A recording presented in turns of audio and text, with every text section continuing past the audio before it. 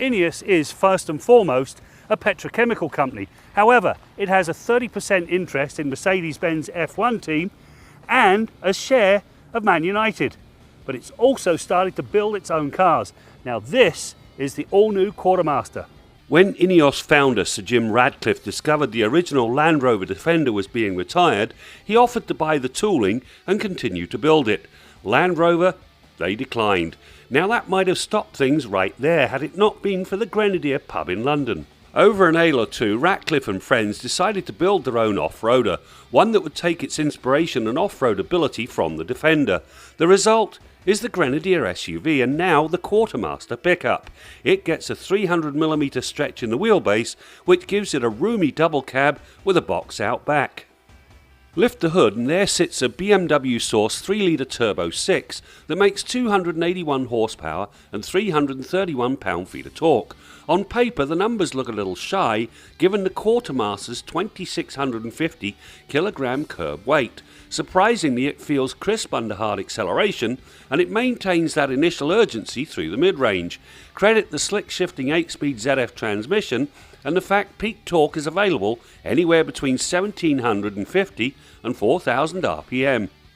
True, the performance will never make your heart beat faster, but the 8.8 second run to 100k is 1.5 seconds faster than the V6 powered Jeep Gladiator. Now if you switch to an off-road scene, the Quartermaster gets all the stuff it needs. A transfer case with a low range of 2.5 to 1 and, after the gearing, a crawl ratio of 53.81 to 1. Now this Quartermaster comes with 3 lockable differentials. On most vehicles you get 2. When you get into a tough situation, it normally ends up spinning all of the power off through one wheel.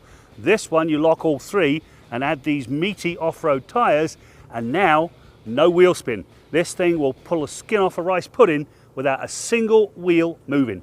Quartermaster handled a serious off-road drive very well. It climbed, negotiated large rocks and slid through tight spaces without missing a beat. The most impressive demonstration on the drive route, however, involved a Grenadier, a steep hill and a serious set of moguls. On the way up, the moguls did cause some wheel spin, but it showed all 4 wheels working in lockstep to keep the Grenadier moving. It was an impressive display of what happens when bold off-road tyres work with a locked all-wheel drive system. The descent demonstrated how important wheel articulation is when off-road. In this case, even when there are only 2 wheels on the ground and the Grenadier was teetering, it remained graceful. Few rivals would have demonstrated the same sort of poise and control. Equally impressive is the Quartermaster's ride on road. It's excellent. The Jeep Gladiator is an off-road stalwart, but it beats its riders into submission when the dirt ends and the tarmac begins. In this case, the suspension soaked up the road irregularities in stride and without the usual head tossing. Finally, those aggressive off-road tyres, well, they did not howl like a deranged banshee when we were on the highway. Perhaps the lone nit is the choice of a recirculating ball steering box. In the wilds it is stronger and far less likely to let you down, but on road there is some vagueness to the on-centre feel and it has less self-centering action than a rack and pinion setup. It was, as I say, a nit more than a complaint because I did get used to the feel quickly. The cabin is a mix of old school and modern. There is no traditional instrumentation, rather a single 12.3-inch touchscreen at the top of the centre stack does it all. It shows speed and has a fuel gauge, along with a vast array of other information. Depending on the screen selected, it shows everything from the maps and multimedia functions to an off-road view that came in handy. It shows the steering angle, altitude and vehicle attitude. Midway through a serious side slope, my built-in pucker meter was convinced the Quartermaster was about to drop gracefully onto its side because of the angle of the slope. The inclinometer assured me the truck was nowhere near its limit. A different part of the design is the overhead control panel. It houses the off-road and wading mode buttons, the front and rear differential locks, as well as the downhill assist button.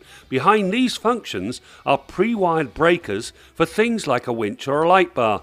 In fact, the only thing that's missing is blind spot monitoring. It, I was told, is coming. Now this Quartermaster is very good off-road. It will get you places that a lot of other vehicles just dare not tread. You've got those 3 lock-in differentials, a great set of tyres, and away you go. Now, if you're in the market for something with personality and panache, this could be your next drive. I'm Graham Fletcher for Driving.ca.